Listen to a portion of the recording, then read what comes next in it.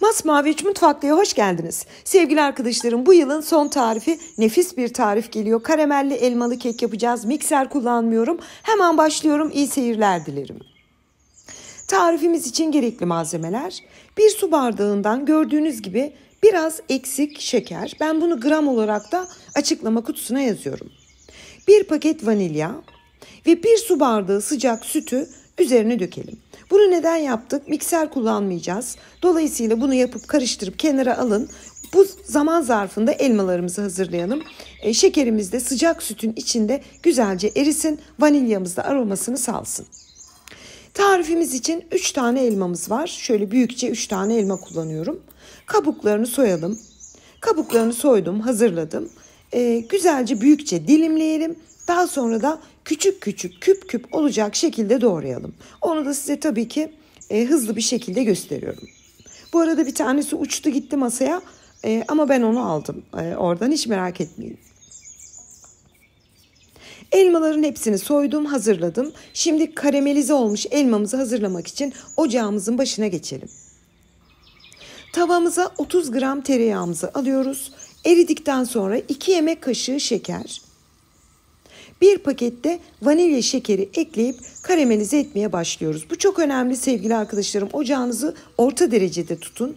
Böyle karıştırarak ilk önce pütür pütür oluyor. Rengi hafif koyulaşıyor. Siz kısık ateşte devam karıştırın ki bu şekilde tamamen saydam olsun. Yani şekerle tereyağı saydam bir kıvamı almışsa tamamdır. Rengi de bu şekilde olması kafi. Daha fazla yakmayın. Acı bir tat verebilir. Bu aşamada kısık ateşteyken elmalarımızı ekleyelim. 1 çay kaşığı tarçın ilave edip güzelce karıştıralım. Hala ocağımız kısık ateşte. Şimdi elmalar suyunu saldıkça karameli yumuşatacak ve çözecek. Hiç su eklemeyin. Kısık ateşte veya kapağını da kapatabilirsiniz ama ben kapatmadım. Bakın kaşığa biraz yapışan karamelleri de böyle diğer bir kaşıkla alıp harcımızın içine ekliyorum. Yani hiçbir ayrıntıyı atlamıyorum ben, biliyorsunuz, her şeyi söylüyorum. Arada bir karıştırın güzelce ve karamelin iyice çözülünceye kadar elmalarımızı pişirelim. Bu yaklaşık 7-8 dakikanızı alıyor. Ve ben de arada bir böyle karıştırarak tamamen çözülmesini sağladım. Bakın sevgili arkadaşlarım, hiç topak karamel kalmadı. Elmalarımız da pişti. Hem rengi hem lezzeti hem de kokusu muazzam diyorum. Elmalarımız şu anda hazır. Hemen kenara alalım. Ben çabucak soğuması için bir tabağa aldım. Ama siz bu işlemi birkaç saat önce yapıp sonra kekinizde yapabilirsiniz. Ama ben çekim esnasında dedim ki yayvan bir tabağa döktüm ki çabuk soğusun. Ben keki yapana kadar bu harcımız soğumuş olsun. Sakın sıcakken kullanmayın, acele edip kekinizin üzerine. Ve biliyorsunuz en başta sıcak süt ve şekerimizi bekletmiştik. Şimdi diğer malzemelerimizi ekleyelim. 3 tane yumurta. 1 su bardağından yine biraz eksik sıvı yağ. Bunların aslında hep sebebi var. İnşallah videonun arasında size belirteceğim. 2 tatlı kaşığı nişasta. Şimdi güzelce bir karıştıralım. Hepsi birbirine homojen bir şekilde geçsin. Ben bütün işlemleri tel çırpacakla yapıyorum. Siz yok ben yorulmayacağım, çok kıymetliyim diyorsanız mikserle yapın. Ama tel çırpacakla da benim amacım mikser olmadan da çok güzel kek yapabiliriz, onu göstermek. Unumuzu ilave edelim. Un miktarımız 2,5 maksimum 3 su bardağı kadar. Onu kıvamdan siz dengeleyin. Çok cıvık olmasın, çok koyu da olmasın. Ama çok koyu olması cıvıktan daha makbuldür, çökme olmaz. Şimdi pürüzsüz oluncaya dek böyle birkaç karıştırma tekniğiyle karıştırdım. Tamamen pürüzsüz olduktan sonra en son 1 paket kabartma tozumuzu ekleyelim ve onu da güzelce yedirelim. Bunu başta eklemedik. Eklerseniz işlemeye başlar. Kekiniz fırında kabarmayabilir. Risk almayalım. Her şeyi böyle tam garanti çalışırsak sonuçta çok güzel olur. En son kabartma tozunu ekleyip iyice onu karıştırdık. Yine kabartma tozu her yere geçti. Pürüzsüz bir hal aldı. Ve yağlı kağıt serip kenarlarını yağladığım kalıba bir kısmını döküyorum. Bakın sevgili arkadaşlarım, yaklaşık 1/4 kadarını kenara ayıralım. Onu yüzeyine dökeceğiz.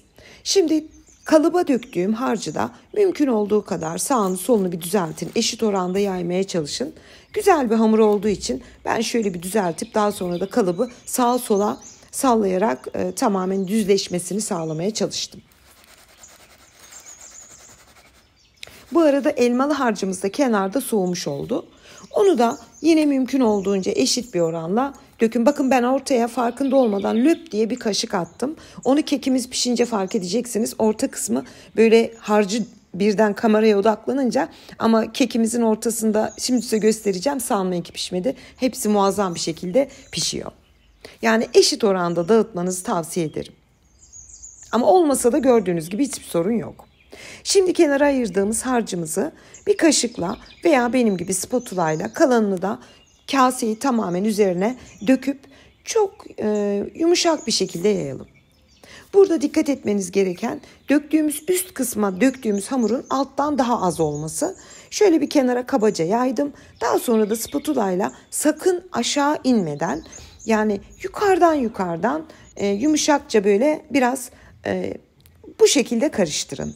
Ki o karameller kanallara geçsin. Pastanızı servis ettiğinizde öyle yaş pasta gibi nemli, karamelin emdiği çok şahane bir şey olsun. Şöyle bir geçirdim, elimden geldiğince düzelttim. Mümkünse varsa evinizde fındık da olur, ceviz de olur. Ben yarım su bardağı cevizi, iri kırılmış cevizi de üzerine bolca serpiyorum. Çok yakışıyor ceviz elmalı pastalara. Ve pastamız fırına gitmek için hazır. Önceden ısınmış alt üst ayar 160 derece fırında 45-50 dakika pişmeye gönderelim. Her fırın farklıdır. Pişme süresi değişebilir. Ben tam 50 dakika pişirdim ve 50 dakikanın sonunda mis gibi çıkarıyorum. Sevgili arkadaşlarım, size kokusunu anlatamam. Mikser kullanmadık, yumurta köpürtmedik. Kekimizi görüyorsunuz. Kullandığım kalıbın büyüklüğü de 28 santim. Ve sunum için hazırlandı. Size yakın çekimle bir gösteriyorum ve dilimleyip o muazzam iç dokusunu da göstermek istiyorum. Bakın sevgili arkadaşlarım, düşünün ki elma, karamel, tarçın kekimizde çok güzel bir lezzet oluyor. Yediğinizde görünümü de çok hoş. İnşallah yarın dediğim yeni yıl böyle size çok pratik, hepinizin evinde olan malzemelerle sizi yormayacak bir tarif vermek istedim. Kıvamı da çok güzel, nemi de çok güzel, hafif yaş pasta gibi çok güzel bir tarif. Şimdiden yapacak tüm arkadaşlarıma afiyet, bal, şifa olsun. Yeni yıl hepinize mutluluk, sağlık ve dünyaya barış dolu bir dünya getirmesini temenni ediyorum. Tekrar görüşmek ümidiyle, hoşça kalın.